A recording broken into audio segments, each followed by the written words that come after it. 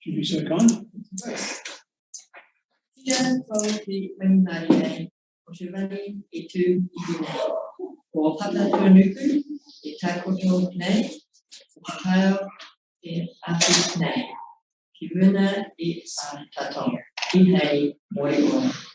And a piece of the sky above, of the earth below, of the all racing universe is the cause of this life.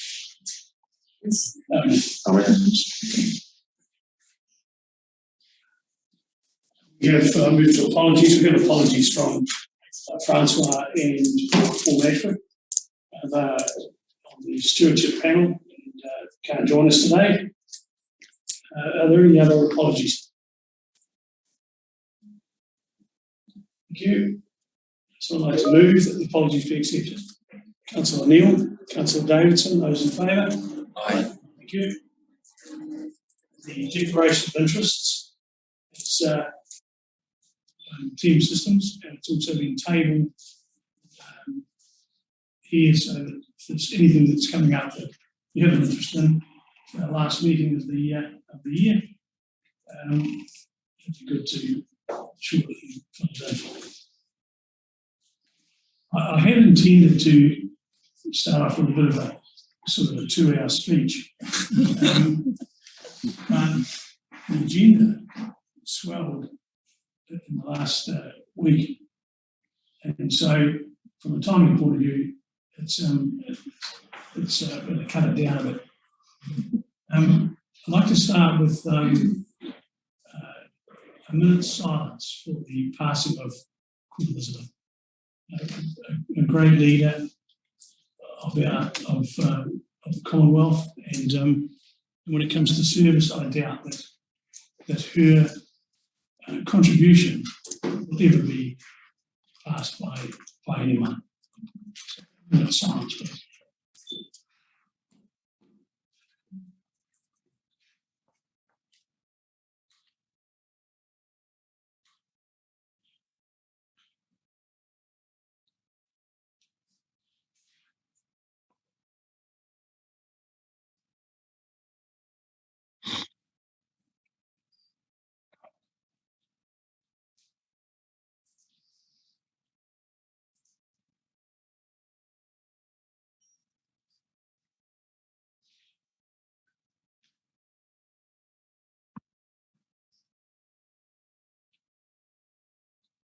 Thank you for that, Councillor.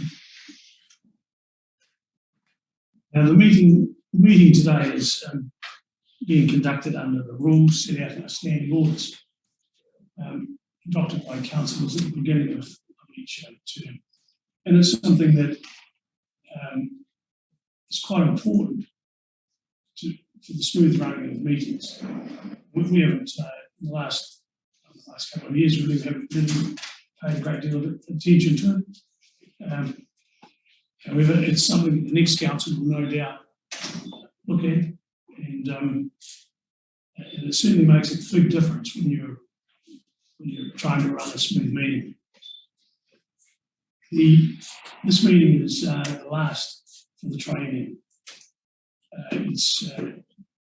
It's not a meeting where which can be used for political purposes. So, if someone Russian blood to the heat, please don't be embarrassed by me shutting them down. This is the final meeting. It's mainly administrative, and we have to keep in mind that nothing that we discuss today is binding on the next council. Even resolutions that are passed can be revoked by the next council.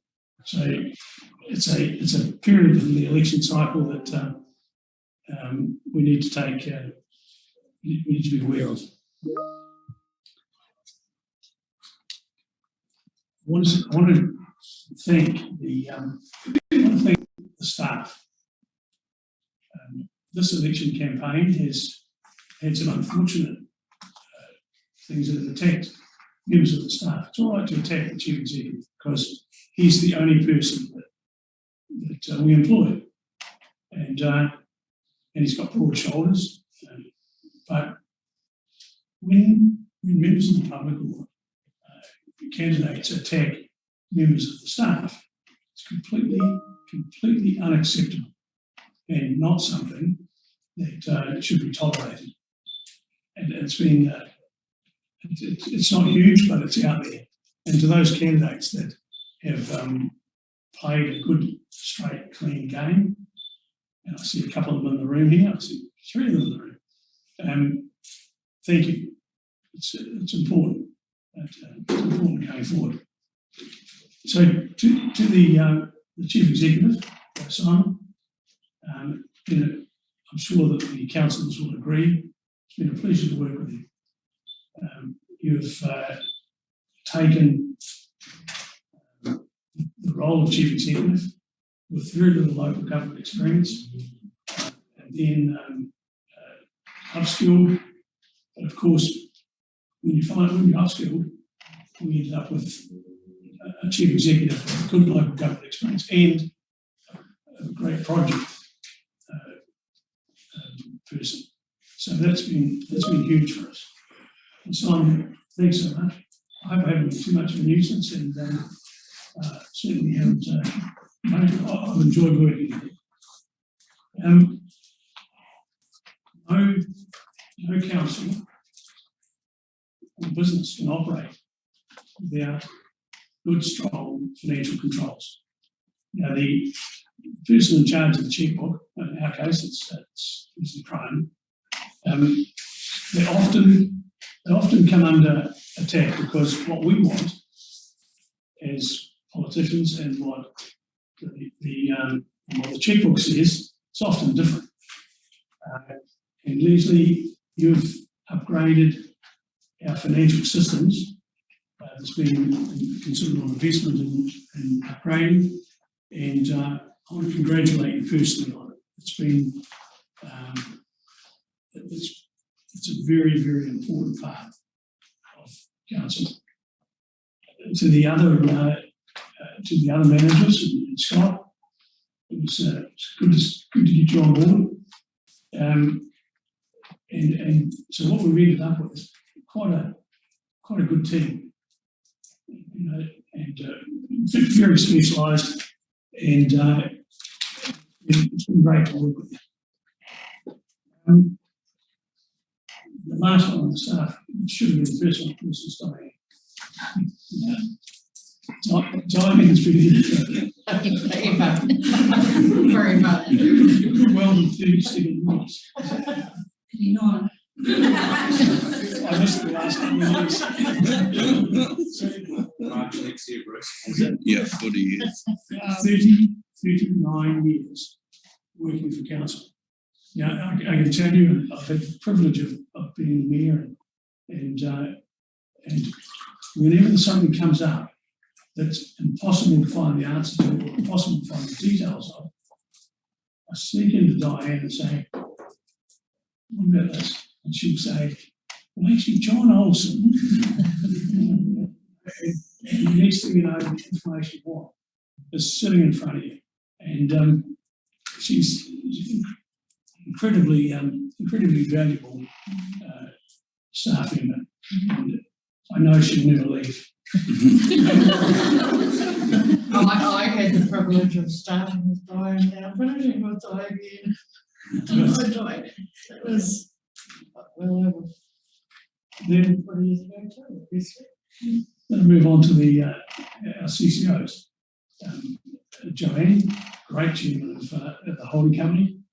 Our West Roads and Destination Western boards have been outstanding in slowly improving profitability, even despite last year was the first loss in 26 years. This year, of course, it's bounced back, and both West Roads and Destination Western are truly in the black again, and it's great to see. So I'm hoping that the next 26 years we'll see black ink all the way through. It makes a big difference to council's cash flows and balance sheet. To Graham Kelly at West Roads, I've had the pleasure of having an open relationship with Graham, and I've found that's really helped. Melanie Anderson at Destination Western, exactly the same. And there's lots of things that happen on a day-to-day basis that the mayor is updated on. A lot of it's boring and irrelevant, and every now and then there's something that's quite useful. Looking at the challenges for next year, for the next council, and it's not our role to even give them a hint of what they should do, because they'll do what they're elected to do. The biggest issue that we have at the moment is this building, and the buildings that council owns. They're the biggest issue. However, we're in a position where we now have options, and we don't have to go and say, look, it would be good if we owned X, Y, Z. We have options, and the next council will be able to look at the options, and there are more options that have been floated over council than have been talked about publicly. Because talk's cheap, we've got to deal with reality. So I think it's probably the biggest challenge for 2023. And it's followed by the costs that come down from central government in relation to 3 waters, SNAs, stewardship land. It's never ending, and the costs that they're not budgeted for, and the staff are there, and they get an email from Wellington, and it says you've got until the 30th of October to produce reports on X, Y, and Z. And there's never a check attached to the instruction, and it's a major issue. And so the next council will no doubt pick up. This council is finished up on, and push for the benefit of the community. I'll just finish with the councillors around the table. I'll start with Deputy Mayor Carruthers. David, I know you're a bit crook today. Is there something to do with the building? But thank you so much, David, for your assistance, your guidance, standing in on the odd occasion where it's been necessary for the last 3 years. So thank you so much for that. To Councillor Hartshorn, Ian, picking up on the southwestern end of things when Ryan decided to go to Scotland. Thank you for that. I know it's been difficult, especially in view of the fact that you have future plans yourself that for where you're going to live and what have you. But you've been a silent but very considered councillor. Councillor Hart. Councillor Hart. And I sit at every meeting and I wait for you to ask the questions in relation to finances. And I know that when you ask a question, I need to go and look to see what it is, mostly what it is you're talking about. But your contribution's been, once again, very, very valuable. To Councillor Martin, probably the sharpest person around the council table in relation to all sorts of issues because of his experience. Nathan, thank you so much. It's been good. 9 years is a long time. Thanks, Bruce. Councillor Neal, your contribution to finance and risk surprised me. I thought that, because you're not a trained accountant, you're not a trained risk specialist. I found that the questions you ask and the direction you push on financial risk has been outstanding. It's probably the thing that I would say is top of the list for me and yourself. Councillor Cogan, you've been a Very nice. Very nice. you've been great. And you always have the community in mind, and you've gone into the man's country down to Ross and Kamara, where often it's a war zone, often it's fantastic, but you've got to be able to, you've got to connect with the people first, which you've done. So thank you for that. I really appreciate it. I love working with you. And then of course there's Councillor Davidson. Buddy, taking your contribution to the cycleways and the protection of the town as a kind of focus for you is a great thing. And particularly the cycleways, you've gone out, nothing's ever perfect, but you've gone out, found the things that needed to be adjusted them, and it's been a great contribution.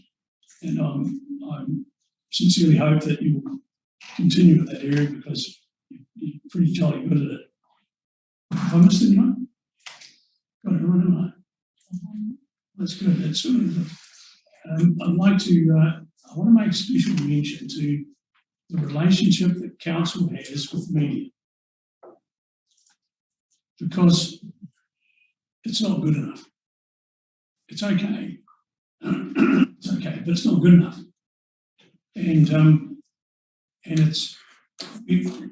want to pay special tribute to Janice Sherman because I've been in contact with her on a daily or 2 daily basis for a number of years now. The articles that are written take some incredibly complex issues and mostly coming out quite brilliant. Joanne Nash from staff, a good supporter of this council. We need to be more open though. We need to, when a reporter rings, you should talk to them. You should tell them what you know, because it'd be a huge advantage going forward. And it's one of the things that I've really, I've got to say, John, thank you. I really enjoyed it, Joanne. It's been a few years now. And the final thing is one of the biggest issues we're going to have as a council, this council will have, is holding the relationship together with Manawhenua, with Ngāti Waewae and Makawhia. When we move into the election year next year, it's going to be, in my opinion, it will be very racially based. It's going to be nasty. It's going to be difficult. And this council has been a leader with the relationship with Erie on the coast, and started the move to Greymouth and the move to Westbourne. And I would hate to see that dropped. I'd hate to see it go backwards because of what's happening nationally. So to whoever gets elected, and guys out there, whoever gets elected in the next council, it's pretty important. So look, I know I've missed some things, but I could go on forever, but I won't. Right, the next is item 4 on the agenda. Urgent items not on the agenda. And of course that doesn't apply today because this is the end. Right, the minutes of the next one is number 5, minutes of the meetings. Being separately circulated on Microsoft Teams. The minutes are on pages 7 to 16 of your agenda. And the first one is the Ordinary Council meeting minutes of the 25th of August 2022. I've been gone to councillors and checked. There's been no request to change. Is there any changes? I invite the council to move that the ordinary council meeting, minutes of the ordinary council meeting held on the 25th of August be confirmed as a true and correct report. Councillor Hahn, Councillor Davison, those in favour? Aye. Thank you. Sorry, I was just looking for the time, but just 1.1, it says for the ex-Western District Council staff members, page 13. Yeah. I think it means West Coast Regional Council staff member, but I could be wrong. I think you just took that actually. That's right. Thanks, Jane. We have a mover and a seconder, and it's been passed. Now, the Chair's statement, I approve that my digital signature is added to the confirmed ordinary council meeting minutes of the 25th of August 2022. So thank you for that. Next item on the agenda is the action list. The action list today is for information only. And I'd invite the Chief Executive to present his last action list for the Triennium. Yeah, thank you, Your Worship, and it's good to have you back. Councillors, I'll take the action list as read, but I do want to invite Transport Manager Carl Jackson up just to talk about one of the actions, which was to do with the bitumen pricing and how that would impact on our budget and works for this coming year. Yeah, so good morning, Your Worship. Good to see you back, councillors. Yeah, with regards to the bitumen index, it has been some substantial increases in that over the last few months.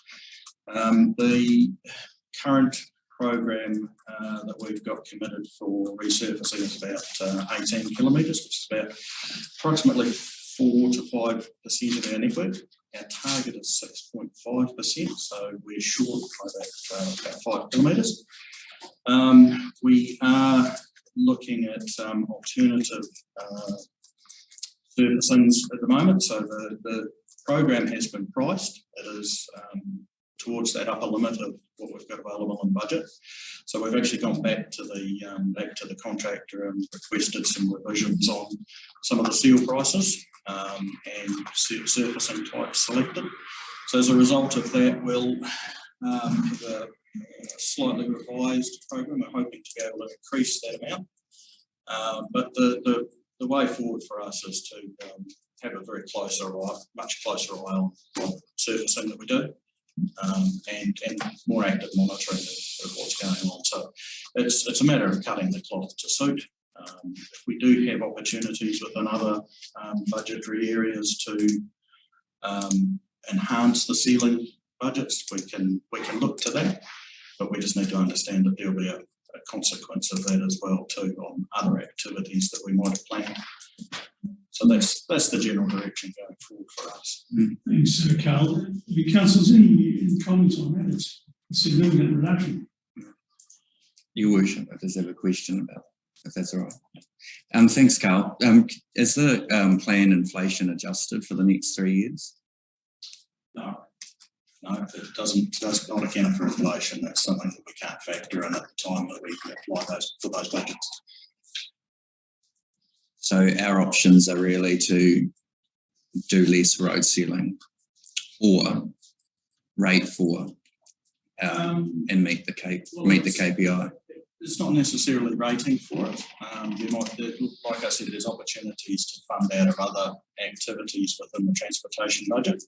Just understanding that might affect other programs elsewhere within the roading network. So it comes down to what's more important to achieve and do, whether it's resurfacing or something else. What would be some examples of those things? Well, it could be bridge maintenance, could be curb and channel program, be culvert replacements. Culverts that are all failing, yeah. Well, there's enough things. I'm sure. Yeah. I'm sure the new council will be really all over the implications. Yeah. So thank you for that, Carl. Councillors, I invite someone to move that the updated action must be received. Councillor Cogan, thank you very much. And second. Councillor Barney, thank you. All those in favour? Aye. Awesome. Thanks, Simon. Next item on the agenda is item number 7, staff reports. Delegations to the Chief Executive during the election period and discharging of the committee. This is where everyone should be nervous because we hand full control to the Chief Executive and our roles on the various committees suddenly finished. So, Simons. Yeah, thank you, Worship. Some media probably believe I already have full control. So this is obviously happens every triennium, councillors. It's the gap between election close and obviously the new square-in of council. I'll take the report as read and open up for any questions. Just bearing in mind that the CEO also has the obligation to discuss anything significant with the mayor prior to making any significant decisions. Councillors, any questions? It's a statutory matter that we don't have a lot of choice on, and it's going into good hands. I just have one question. Through you, Your Worship. Simon, thank you for the report. It all makes sense to me. Just one question of clarity is, when is the triennial meeting proposed to be? The 27th of October. Okay, so it would be for a period of about 2 weeks. 3 weeks. 3 weeks. Yeah. But once again, like I said, anything of significance would be fully reversed. Cool. Thank you. I invite council to move the resolution, which is AB on June item 7. Councillor Hart, thank you. I will second that. Councillor Hart, those in favour? Aye. Thank you. Next one is the continuation of the Hokitika Seawall Joint Committee and Franz Joseph YR Rating District Joint Committee. Simon, could you speak to that one? Yes, no problem at all. So as part of continuation of both of these joint committees, in conjunction with Regional Council, we are requesting Council to make a consideration to keep the committees in place. It's just obviously runs through to the next 3 years triennium. And obviously the new mayor will delegate the representatives from council on those committees as part of the normal meeting. To me, these are significant issues, obviously affecting Hokitika and Franz Joseph, and having these committees in place with the right stakeholders involved is paramount to making sure we have those protection works completed. Happy to take any questions, Your Worship. Thanks, thanks, Simon. Councillor Cody. Just clarification on that, though, obviously, it's not standing where. No, it's an appointed position for those future committees from council. So the mayor will delegate those from councillors as part of the new triennium. Okay. And we have 3 mayoral candidates in the building, so we can always pick them up while we're having a cup of tea and find out what their thoughts are. Through Your Worship, has the meeting been scheduled and confirmed for the seawall? Yes, 30th of September. So that's again a reason to keep this. Yeah, it's fair to say that what we would like to do is actually put it as part of our schedule of meetings. Obviously, having those actually confirmed with regional council as well to lock them in, rather than waiting for them to happen. So we'll work with on a calendar appointment process. Makes I'm sense. sure we have at least 6 monthly meetings as a minimum. Thank you. And I just realised there were 4 mayoral candidates. No, that's true. I can see some of the grinning down in the gallery. I thought, I've done. But thank you for that, guys. I'd invite the council to move the resolution, and it's A, B, and C. It's on pages 28 to 41. Someone move that. Councillor Hartram, thank you. Councillor Neal, those in favour? Aye. Thank you very much. The next item on the agenda is the financial performance for August 2022. And it's always a pleasure to invite Lindley to the stand, and knowing that Leslie is keeping an eye on everything that moves. All yours, Lindley. Thank you. Good afternoon, Your Worship. Good afternoon, councillors. Through Your Worship, I'd like to present excuse me, out of breath, the financial report for August. And through Your Worship, I will take any questions. Oh, just before that, I will point out something Simon pointed out to me this morning. There is an error in the sustainability report, of typing error. Under the, where is it now? Under the liquidity risk, the figure in the description below should be 173%, not 1.73. Yeah. Thank you for that. And it's morning as well. That's okay. I've been waiting to do that. I'm having a really good day today. Council is open for discussion. Come on, Councillor Hart. No, it was a pretty clean, it was a really clean report this year. And everything, like, it was great to see the capital funding. Like, it's really good to see all those figures, you know, all line up, and yeah, really good clean report. Thank you. Councillor Hart. Thank you, Your Worship. Lindley, congratulations on adding the capital projects report back. I think that's really a good move, and it provides that transparency to the council and the public on all the CapEx projects. So thank you for taking that feedback on board and actioning that. It's really appreciated. It's incredible. $27 million. It's according to what I read it. 32.5. 32.5? Yeah. Okay. It has been gifted to the people of the ratepayers of Westland during this period, and it doesn't include all of the other external funding. So it's been a pretty good time from that point of view. Councillor Cogan. Speaking of which, did you end up looking on what that external funding was over the last 3 years? Oh, there's on page 52. So basically started coming in 2015-16. Yep. And around $32.5 million in the last 5 years prior to that. Yeah. So yeah, and it's obviously escalated with the COVID shovel ready money projects, which we will present later. About $12 million of funding just from that alone. I guess I just wanted to reinforce the amount of work that's gone into being able to apply and be successful in so much external funding, which has enabled us to carry out a lot of extra projects that may not have been done.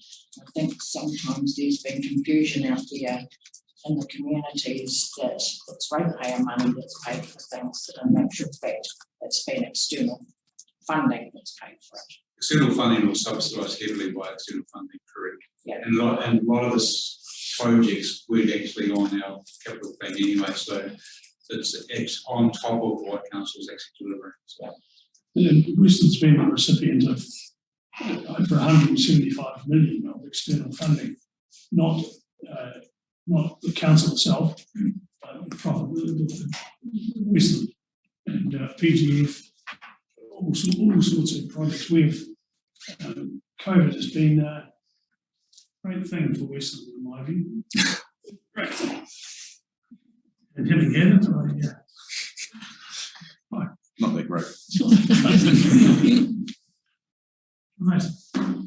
Invite Councillor Hart to move resolution to receive the financial performance report. So move, yeah. Thanks, Councillor Hart. I'm seeing Councillor Neil. All those in favour? Aye. Thank you very much. Thank you. Brilliant. Once again, Thank you very much. Thanks, Councillor Knight. Move on to the next item on the agenda, which is the annual dog control policies and practices report. Can we move from this straight into potholes? No. Once again, good morning, councillors and your worship. This is a statutory requirement report, our annual report on dog control and policies. It gives a good overview of our procedures and I suppose enforcement practices over the last 12 months. I'll take the report as read and happy to take any questions. Open for discussion, councillors. I'd like to Go to the dogs. go to the dogs.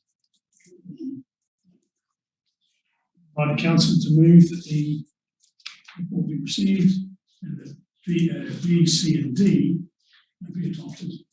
Councillor Cogan, thank you very much. Time to see you. Councillor Neil, thank you. All those in favour? Aye. We're running half an hour ahead of schedule. Your recommendation, We'll continue, your worship, if that's okay. the community service awards, probably not here. No. Okay, so we'll bounce over that. Let's move to the better off funding package. It's on while you're up there, that's which one that you're going to speak to. Councillors, it's on pages 67 to 102 of your agenda. Thanks, Simon. Through your worship, I'd like to declare a conflict of interest in this agenda item.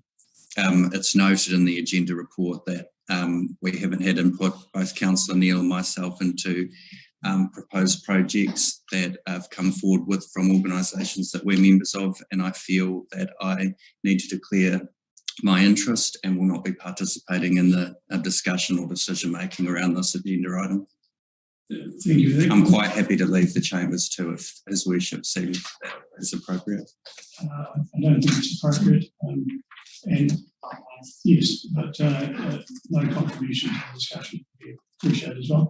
Councillor Davidson. Yeah, look, I intend to abstain from voting on this better off funding report. And the reasons are, I was uncomfortable with the process of standing orders weren't being followed properly during the community projects workshop at the council workshop on the 12th of September 2022. This is not a reflection on the members of the workshop committee. I was present when funding was allocated. I said then that conflicted members should not be present, and I stand by that today. There was a large pool of funding, $500,000 being allocated, and over 1/3 of the pool was allocated to those projects with conflicting members. And although they registered their conflict of interest, we should have been in a position to discuss these applications without them being present. Thank you. Thank you, Councillor Davidson. Like I say, quite happy to leave the chambers if that's appropriate. I don't think this is not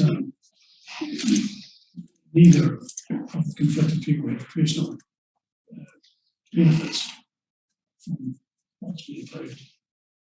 Open for discussion. Your worship, I'd just like to talk to it, if that's okay, before. So obviously this fund comes from the Three Waters Reform Funding, Better Off Funding Project. Two tranches. Tranche one is the amount we're actually considering today, $2.79 million. Just like to highlight that out of the workshop and also previous discussions with council, that a total of 58 projects are being executed as part of this fund, and they do stretch from Otero all the way down to Fox. Number of communities have taken the challenge on board with the $500,000 that was raised, that was put aside for a contestable fund. I do also want to highlight that this is conditional, once again, on the swimming pool project receiving external funding. to date, we've had a positive response, but it hasn't been finalised. So it has gone through 2 ministers and without challenge, 1 to go, and that's with Grant Robinson, who holds the checkbook. So we are confident that it's going to go through, but I'm just going to highlight that there's still a risk. And once again, commend the communities that have put the applications forward. There are some projects that didn't pass the criteria. We have put them all on hold. We haven't told them no at this stage, mainly because we still have to go through due diligence with the Department of Internal Affairs in terms of all of those projects. We have managed to get an extension in terms of time. So instead of the 30th of September being the cut-off date, we now have the 31st of October. So it gives us a bit more time to do our due diligence properly. We will be asking each community, if it's not a council asset, that they will be signing an agreement in terms of how the project needs to be conducted. And each of those communities will have to define who that project manager will be. In terms of projects, we will be signing a project overseer for these projects to support the communities, but we may need to do due diligence on some of the applications to make sure that there's nothing that we don't believe should be done with the funding. So quite a bit of work still in front of us, and we will be managing that as we can through the length of these projects. We have to June 27 to complete all the projects, but obviously the tranche 2 funding decisions will be made well in advance of that as well. So we're quite keen to push through and get these projects completed in at least 18 months if possible, and working with the communities on each of them. Thank you, Worship. So I should note that when a workshop is held for council, standing orders don't apply. It's just part of the rules. So what we've got is we've got a package of applications. Some will fall off as they are investigated further, but we have to start somewhere. The staff have put together a mechanism which to assist us in coming to a list. But we've got to get past the investigation process, so that the fact that we're resolving to approve them doesn't mean they get a check. They've got to get past EIA because the criteria is quite strict. So there are some hurdles that the next council will need to work its way through. Any other questions? Councillor Coe. Just a couple of things that I actually want to raise around, when we held the workshop. I'm actually really pleased that we initially, from what initially came in applications, we decided to go out to all of the communities and give everyone in the community an opportunity to put an application form in. And it was good to see so many application forms coming in. I felt that the workshop actually went really well. I think that by working through the process with all of the application forms individually, we soon realised that it was pretty clear with some of them they weren't going to unfortunately qualify. It doesn't mean that they're not a great project, but considering what the criteria is. And then I also believe that when we went back through and we had we're left with what application forms we are, there was quite robust discussion around with the criteria, with some of those things. I know that we talked about that there was going to be some of them where we were going to go away and just clarify, especially around emergency. There was some that were raised that were didn't actually apply, and you thought they would have applied, to recall? Yeah, but also some of them, we also were well aware that they were pen applied for other funding to actually end up being able to get whatever they got. So I believe that we had some pretty clear and confident discussions around all of that. So I think that in the finish, for me personally, what we were left with, I believe we've made some good decisions. Like you said, it is not ruled out. This is the first tranche of funding. I would like to see in, what was it, 2.5 years' time, a continuation and a process once again of going out to communities and communities being eligible to put in funding again. Maybe the criteria at that point might change a bit as well, or not, okay? But yeah.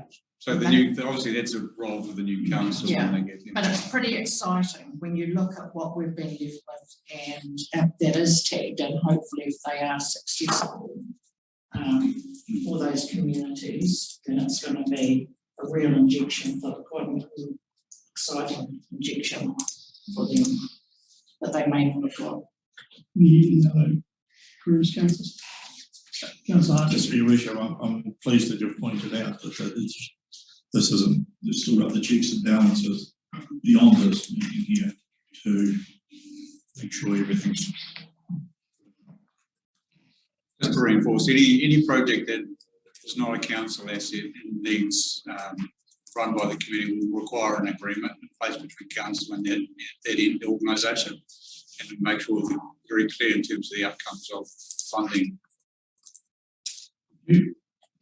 Invite council to move that the report be received, and B, that council confirm the applications attached in Appendix 1 and directs the Chief Executive to proceed with an application to the Department of Internal Affairs. Councillor Cody, thank you very much.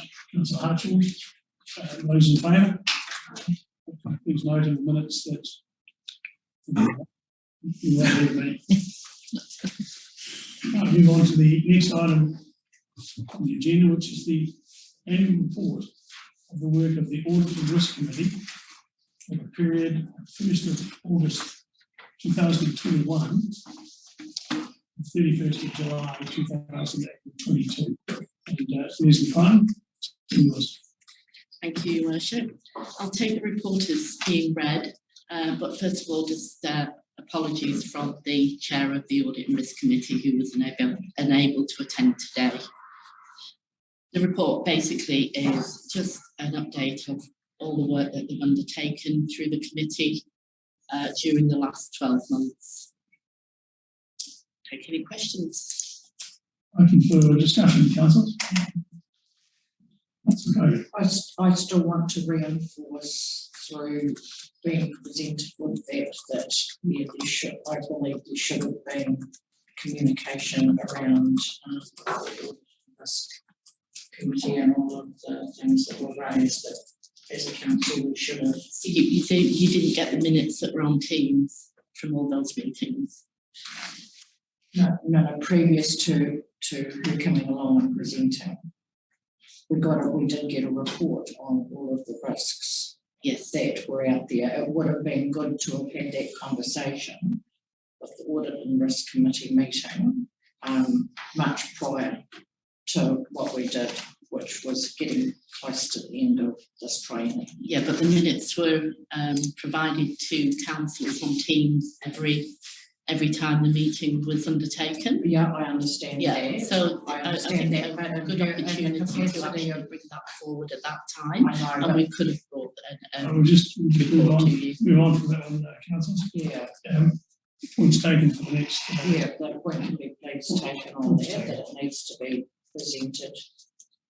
I believe the councillors did agree to have that brought forward. That's why we're going to report after every meeting to the council going forward. Yeah. Thank you. I'll invite a council to move that the report be accepted, and Councillor Martin, thank you. Okay, thanks, Rachel. Yeah, I was just going to say, yeah. Done. Can we please send a letter of thanks to Rachel Dean from Your Worship? It's unanimous, I think. Unanimous. Yeah. Yep. She's been one. Do I have a second? Councillor Neal, those in favour? Aye. Thank you very much. Thanks for that, Leslie. the next item, 10 minutes before the cup of tea, is an administrative resolution, and it's the warrant of appointment for planner Olivia Rose Anderson. The council would like to move this resolution. Councillor Neal and Councillor Martin, those in favour? Aye. Olivia's not here, but welcome aboard, Olivia. You've now got a badge. I think we'll go. Some people have just arrived, so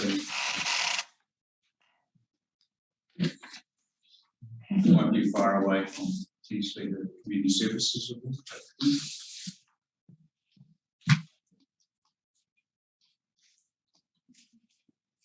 Okay.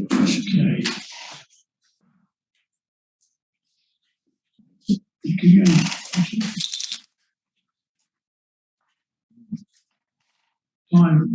coming from, Ian's here, of course. Ian, would you be able to present these reports? Just that it's a bit awkward getting up and holding it across the floor. You'll be able to read it over. I'll definitely read it. If Ian could present them, that would be fantastic. You will. You will. Southwestern. Southwestern.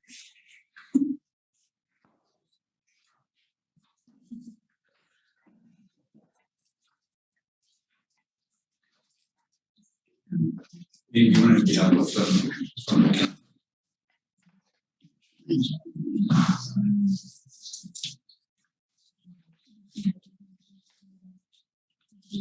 Yeah, I think so. Yeah.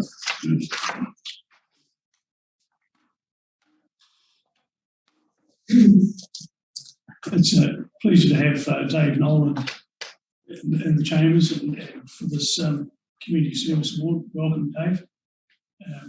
And Ian Archer, Councillor Archer, will do the presentation. But I just, before he does that, I'd like to read out the background.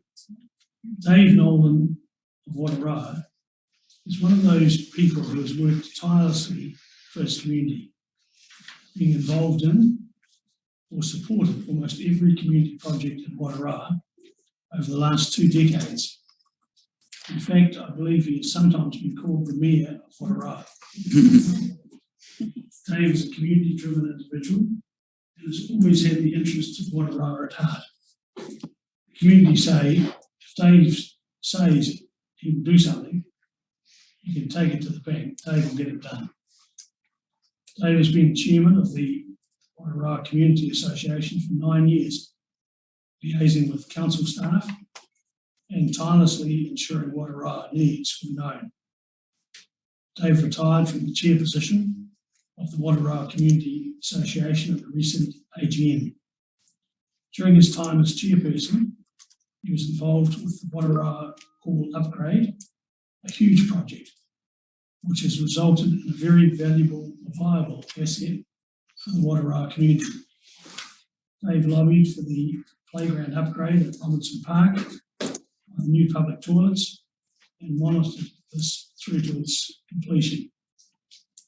Dave has been instrumental in getting building maintenance done at the Wataroa Domain building, including a repaint and new toilets installed.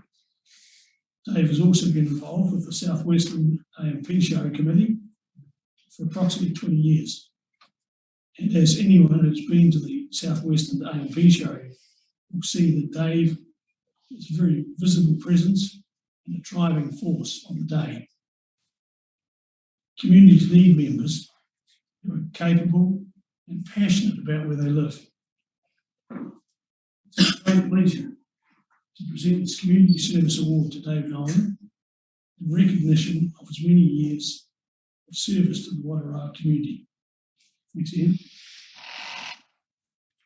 Up here, Dave, I'd like to present this to you on behalf of myself and the council. I know that you have done untold amount of work down there, and you're always sparking away and pursuing the directions, and it's an absolute pleasure.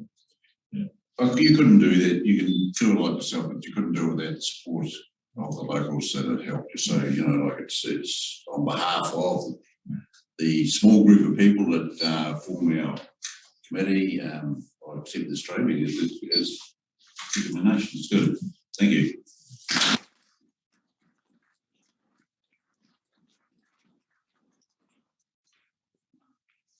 Next second, we'll just sit on the note for Sherry Woodside. I think it's probably an appropriate time now to have a cup of tea. Invite those members of the audience today to join us. It's not very often you get a free feed out of council. So we'd love you to join us. And, Yeah, just before we do that, I don't know whether other councillors are going to say anything about you, Bruce, but I am. So think if there is an opportunity. Well, I might say mine now if I've got a couple of minutes. You know, you showed great leadership, and you knew what you were for, and you weren't afraid to say what you were for and what you were against. 3 years ago, you encouraged me to get into local politics, and over those last 3 years, you've shown us some good ways and some bad ways to get the job done. But overall, we got the job done. Well done, Bruce. thanks, Dan.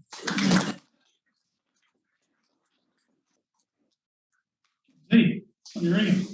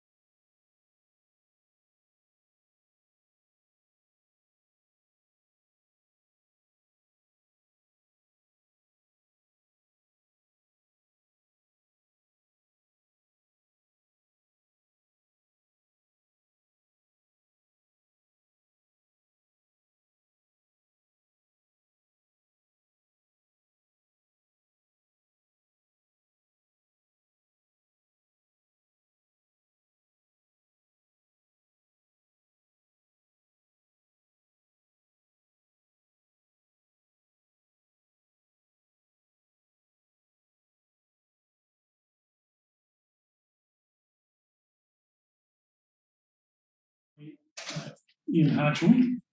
But before we do that, I'd just like to read out some background.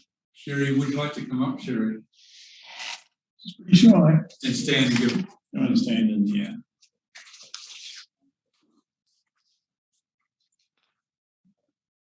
That's a good look there, Ian and Sherry, up on the screen. The nation is watching. Sherry Woodside of Wataroa is a community asset and a tireless volunteer. Sherry has been the secretary of the Wataroa Community Association for 12 years and retired at the recent AGM. Sherry taught at the Wataroa School for a number of years.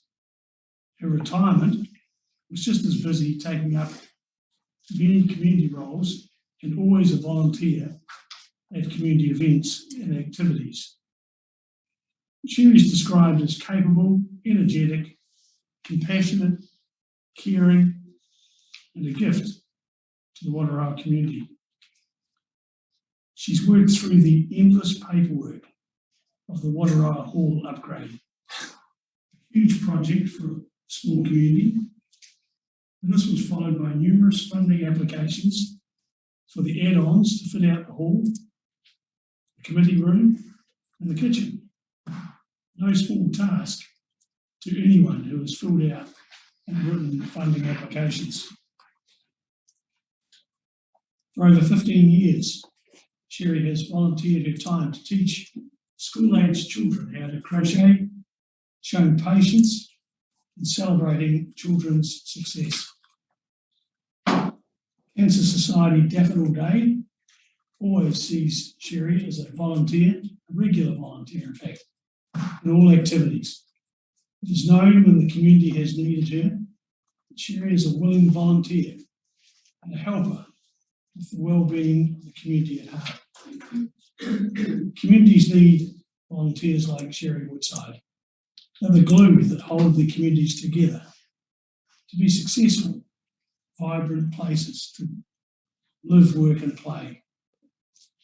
Now, it's our pleasure to present this Community Service Award to Sherry Woodside in recognition of her many years of service to the Wataroa community. Sherry, it's an absolute pleasure. And Ian, I'll hand over to you. Sherry, it's my pleasure to present you with this on behalf of the council and your local community. You're a stellar person for doing everything you do, and yeah, thanks very much. Amazing.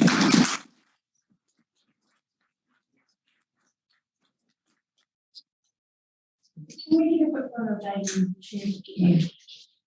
Is it right?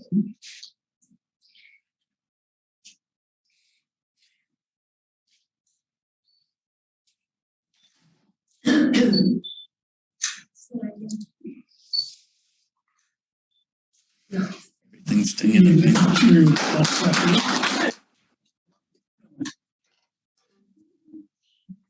I'm better with children. Good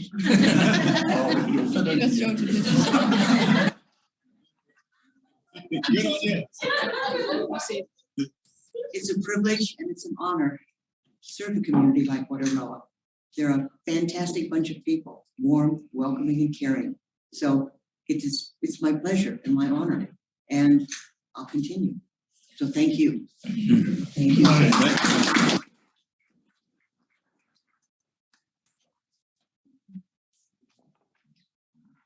Next one.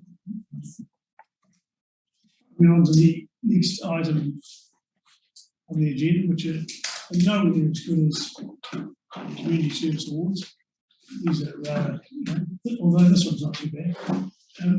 This agenda item is a summary of the activities for the 2019-2022 triennium.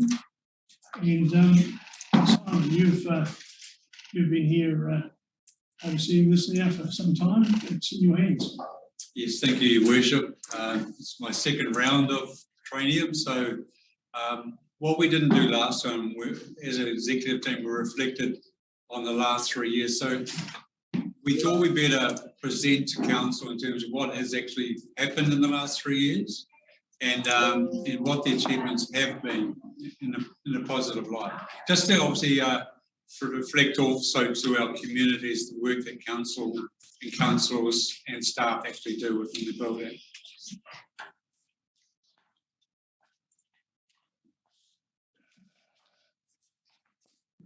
Is it working?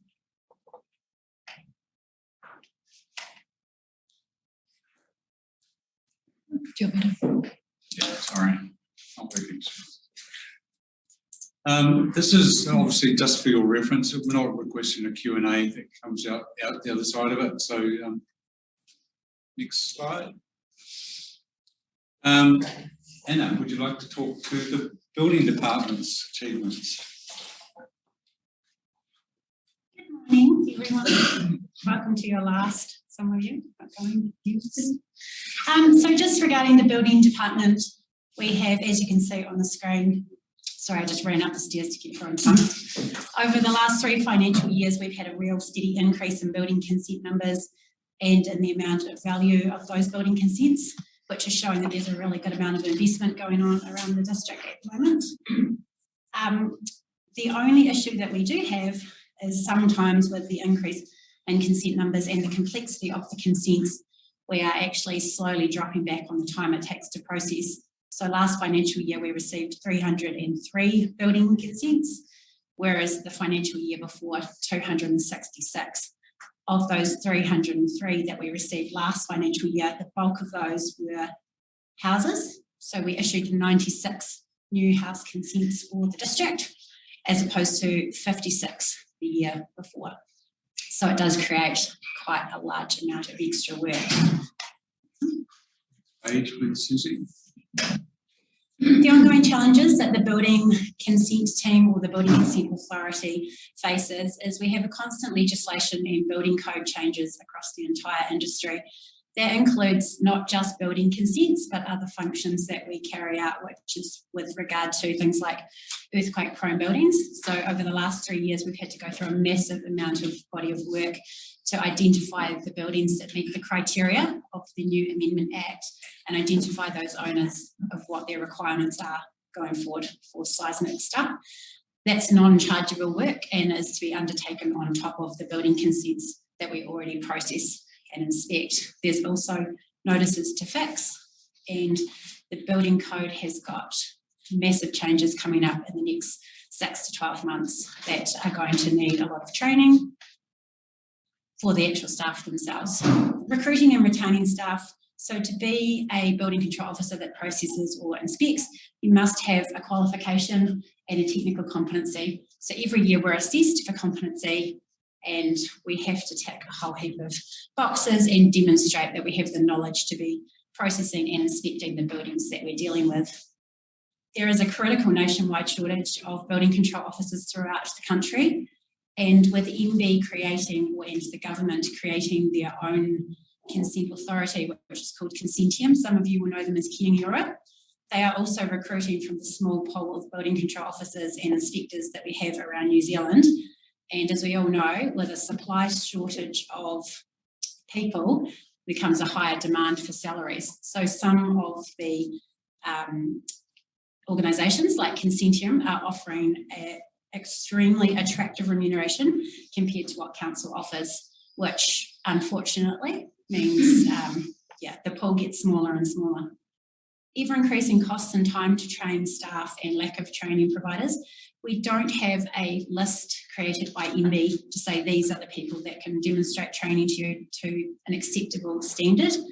So it's a bit hit and miss with some of the training providers that you can be asking to train your staff, which flows into their ongoing red tape to tick all the boxes. So under the regulations to become a building consent authority, which sits under council in this instance, there is unfortunately a non-streamlined effect with building consents that every single box must be ticked, and every time you tick a box and say why you've accepted it or not accepted it, you must record all your reasons for your decisions. We get accredited every 2 years from IANZ, which is the International Accreditation New Zealand body, and they have a list of regulations under MB of what we must meet. If you don't meet them, And I've been through 4 audits every 2 years now, which I've been here for a wee while. It gets harder and harder to tick all the boxes. There is no streamlined approach to it, and in this lifetime, I would hope that the government recognises this. We also have a disproportionate system for where liability sits. And unfortunately, the way that the law works is that the last man standing generally foots the bill. So to make sure that we absolutely reduced our liability to the minimum that we can, we must tick boxes. To speed up processes and to cut corners is going to cost the council in the long run from a liability point of view if something goes wrong. And sometimes, unfortunately, lucky for this council, not so much, but other councils it has. New online consenting software to be released. The consenting software that we took on approximately 4 years ago is in the process of being merged or amalgamated with the other big provider for consenting software around New Zealand. They've been bought by an overseas company. So the 2 systems will be amalgamated. It's going to mean a considerable amount of training for staff to learn how to use the new system. And at this point, a cost to the user, which we pass on so that it's not incurred to the ratepayer. Some successes, because there are quite a few. We have issued the highest number of dwellings for our district in the last financial year, being 94. So in the scheme of things, if you've driven around the district and seen some of the buildings, some areas are going up considerably fast, and there is a massive amount of work. So around 12 to 14 hours takes to process one building consent house, and that's not with toing and froing between the applicant requesting further information. We have recruited several new staff members to the unit. 3 of those are currently being put through their diploma to meet the requirements of the legislations for the regulations for being a building consent authority. They are doing amazingly well. They are extremely passionate, well, the entire unit, as I'm sure all council units are extremely passionate about what they do and wanting to do a good job. So new staff does mean that once they have those qualifications, they will be extremely valuable to us. The consent numbers have remained consistently high throughout our district. And I do note that some other districts, their growth has been exceptionally high. We have remained steady. So we haven't had those peaks and troughs where other councils have had some downtime to do other things. Remembering building consents is only one of the things that we actually do. We have a whole range of other activities that we have to deal with. Supply chain issues and inflation have caused a lot of issues, especially with the supply chain. A lot of people are wanting to substitute products. We have to make sure that when we're doing those substitutions that they are fit for purpose, they will do the job that they are designed to do and that they will last the distance. Some of the cheaper products that are coming in that are wanting to be substituted are not going to last the 50 years that are actually required, which means claims against council if we substitute something and allow it to go through. So there's a lot of time involved in research that goes with that. We have got new hardware, new inspection devices for the inspectors. It's a lot easier for them to do the job on site, and they're a lot more rugged and robust than what your standard device that you would have in front of you is. And we have actually had 3 existing staff achieve a higher technical level. So they've been able to move from just being able to process or inspect residential into the commercial side, which has a lot higher risk to people that are in the buildings. And that's it. Thank you, Anne. Thank you.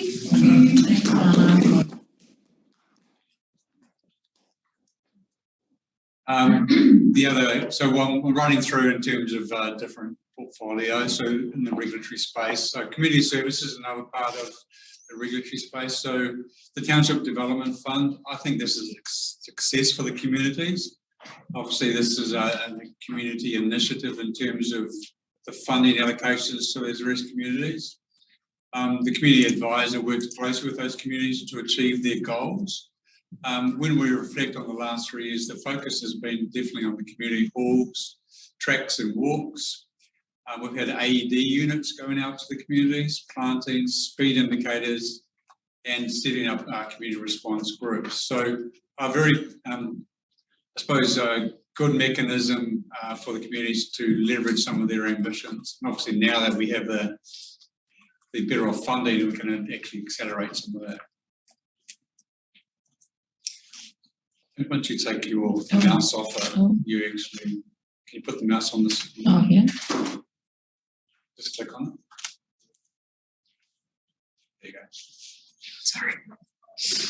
In terms of the Westland Creative Communities, 3 years of success. We've had around 46 successful recipients of the fund, and the Rural Travel Fund, which we promote every year to support young children and athletes into sports, or supporting some of their costs.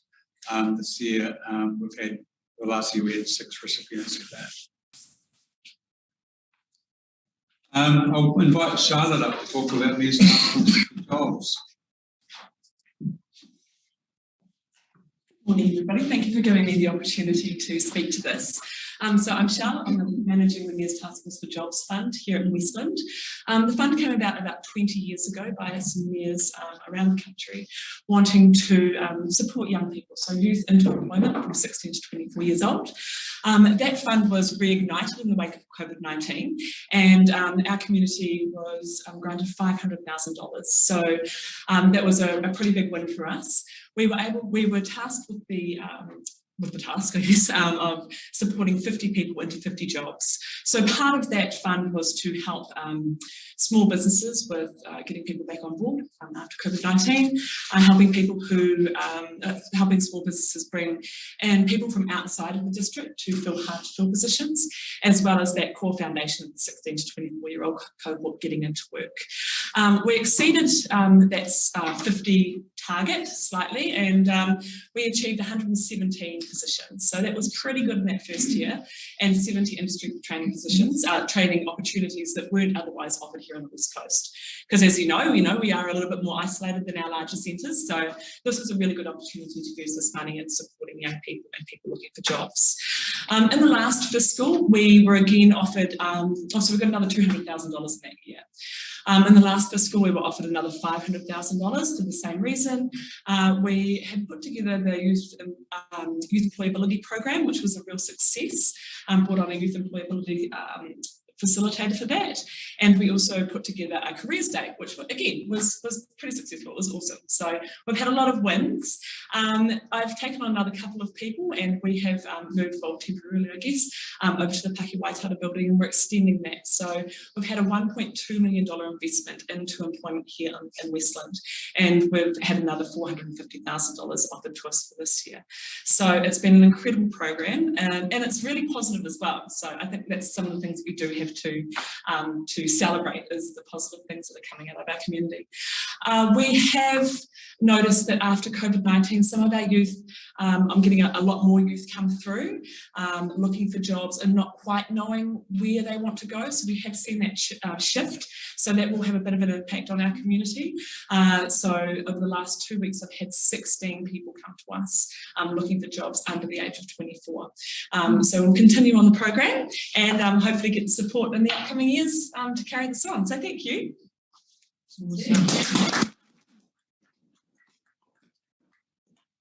It's always a challenge regards to funding coming out of Wellington to ensure that we have sustainability. This year's fund took too long for them to make a decision, in my mind. It was well after the 1st of July before it actually was confirmed. Really great if we can get that fund confirmed for the next tranche of funding well in advance of the year end. So we'll see how that pans out. Hokitika Museum. Unfortunately, Karina's crook at the moment. She must have been close to David at some stage. But just commending the Hokitika Museum for the last 3 years. So they've provided a vision for themselves, and obviously for the community, enriching today for tomorrow's people. They've formalised a mission. The Hokitika Museum mission is to tell the stories of Westland, the wider West Coast and its people. Our collection reflects the life of our communities in the extreme and inspiring place that is Taipatini, West Coast, New Zealand. The highlights through the year, they have secured funding from lotteries, Ministry of Culture, Arts and Heritage, and National Services for various projects. They've developed a new website, which I'll show you pictures of shortly, and hopefully you've all been on there and had a look. social media platform updates and additions. They have now on pretty well all social media outlets: Twitter, YouTube, Facebook, Instagram, TikTok, even, and LinkedIn.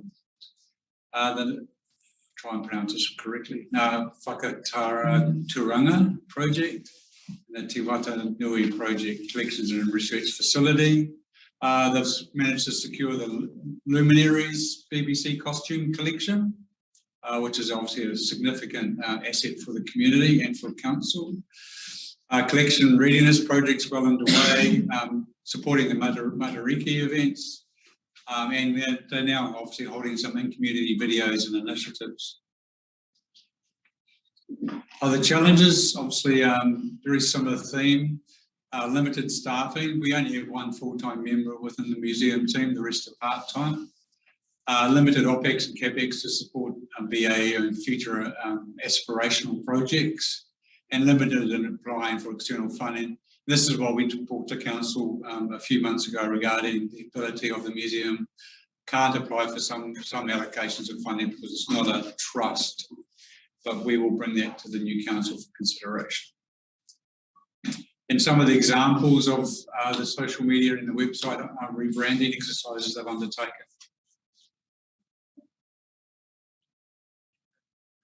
The library, one of our success stories, and has been a pretty consistent success story for a number of years now. Through COVID, obviously they received recovery funding at $300,000 to help the library help support community recovery. Through that, they managed to secure 2 full-time FTEs, and one around the digital discovery space and the other one in community engagement for 19 months. That is now finished. Additional equipment and resources for patrons, and training and upskilling opportunities for library staff. Physical items physical issues of items were impacted by the pandemic restrictions. Although the digital resource use increased, not everyone was able to take advantage of the resources. So we had people in our community isolated from the library activity or function. In terms of getting people through the door and engaging with the library, obviously additional staff during COVID helped enable that, more of an engagement process during that period.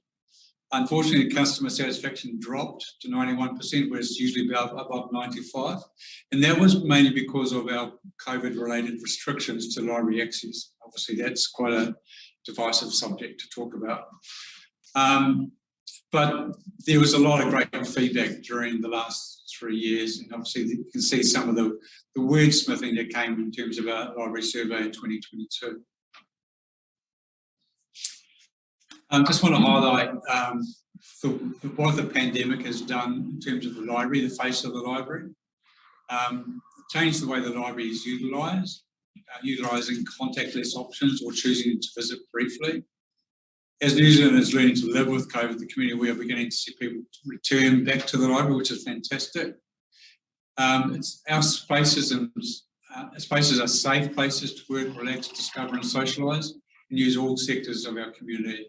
So it's not just about books. A library is actually a community hub where people go to actually achieve all those outcomes above. I'll pass over to Leslie and we'll go through corporate services portfolio.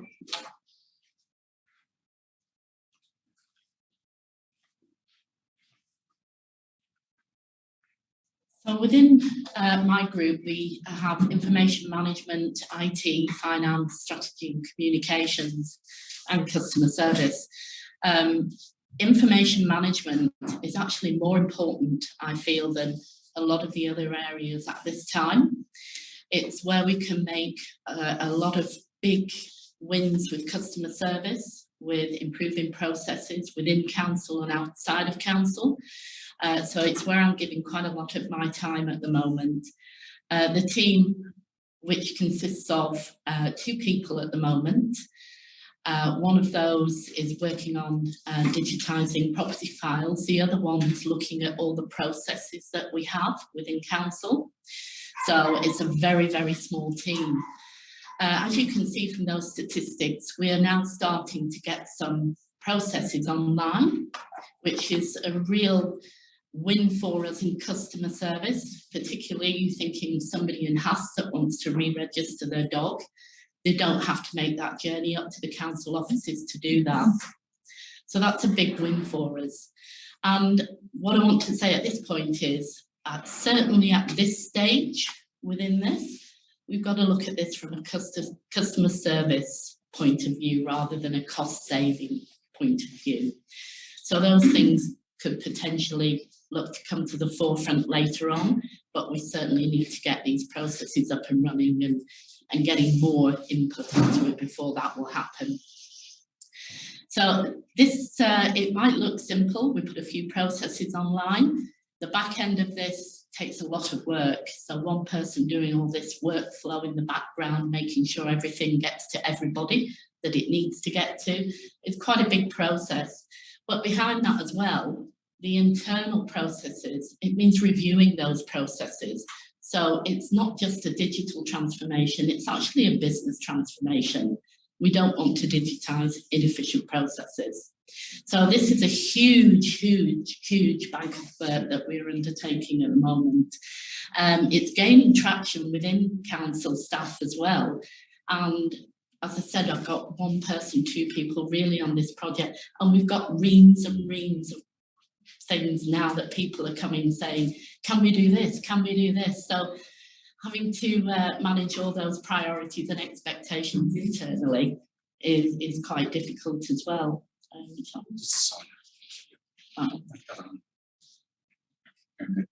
Yeah. So as part of this, as I say, digitising all the property files is another big project that we've got there.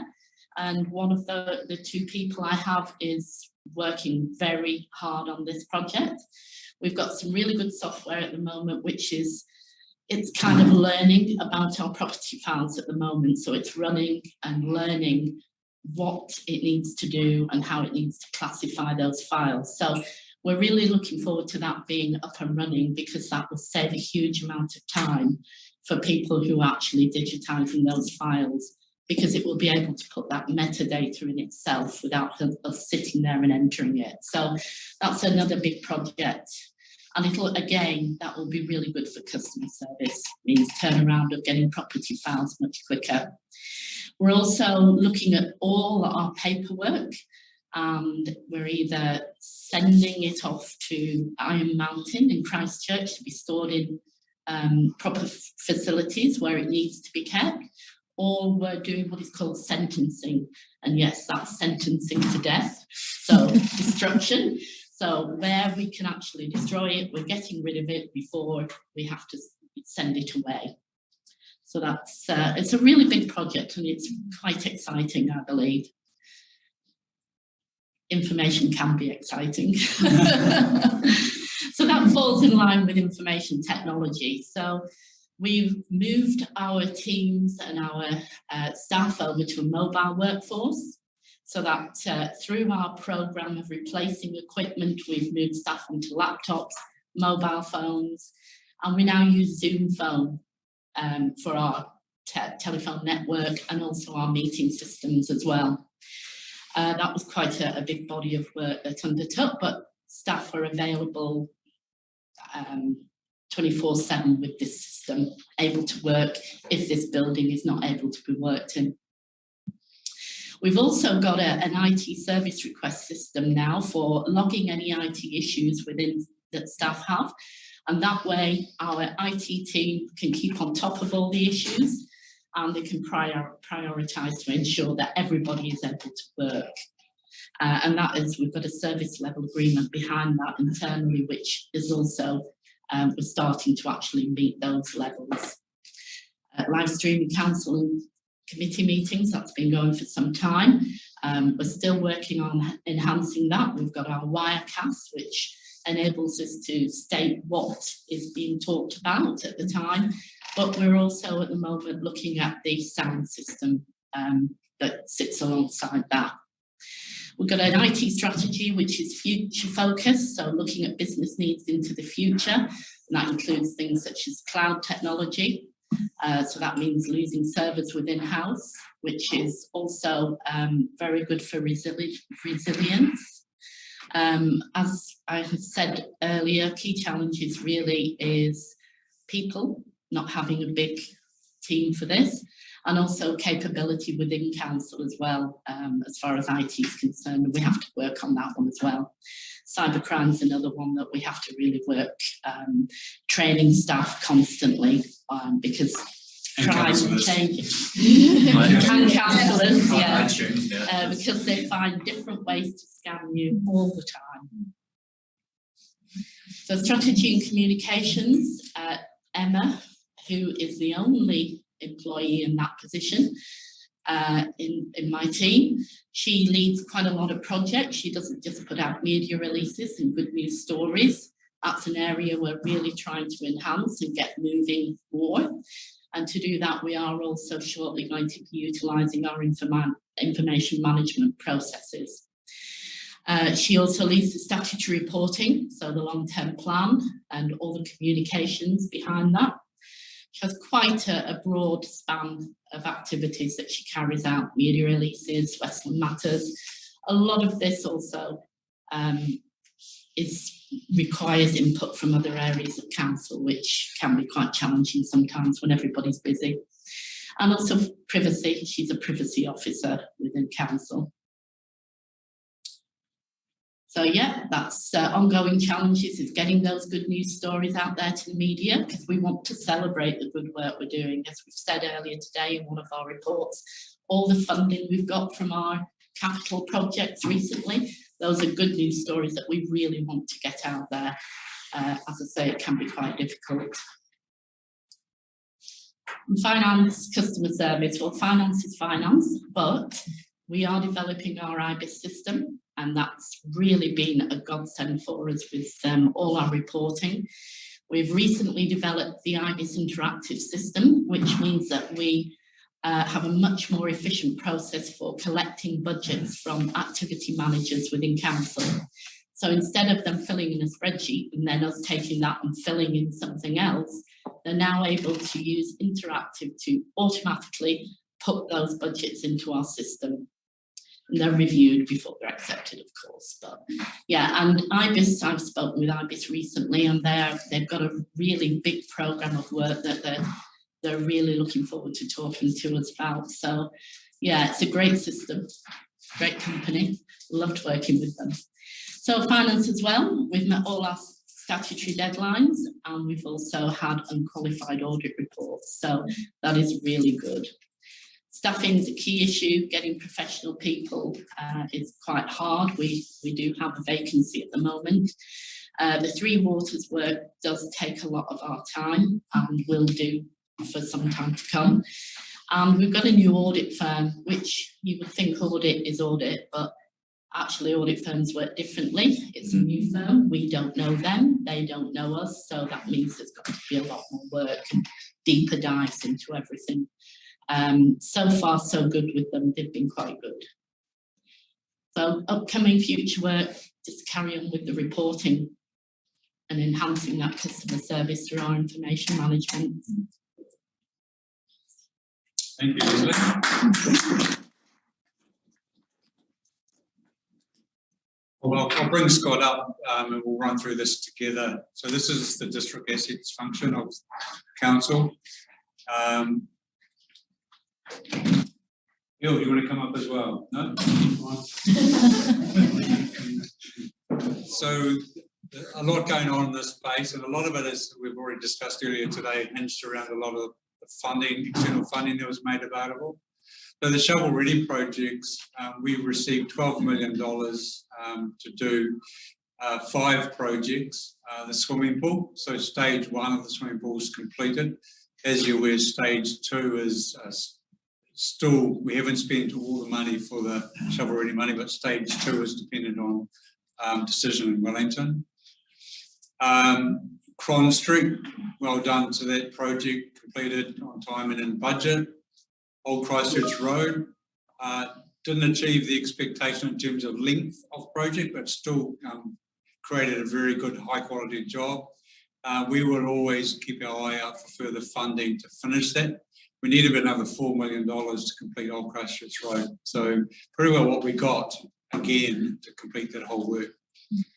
Butler's landfill and the Fox River remediation. Big kudos to Earl for leading this project. And we've got a fantastic asset down there at Butler's now, and 15 odd years potentially of landfill opportunities sitting there. And there's still room for expansion at Butler's, by the way. Jackson Bay Wharf, the Dow's did this work for us. We got $1 million, we only managed to invest that into the causeway. Council gave another 200,000, if you recall, to complete that work. But there's another $2 million worth of work to finish the wharf completely. So we'll pick that up with the new council in the new year. Do you want to add anything to that? No, I mean, all I was going to say was a little bit of context in that one of the themes that's run through this is the external funding that we've had. But with that comes project management, and the resources for project management, particularly on the West Coast, are quite tight.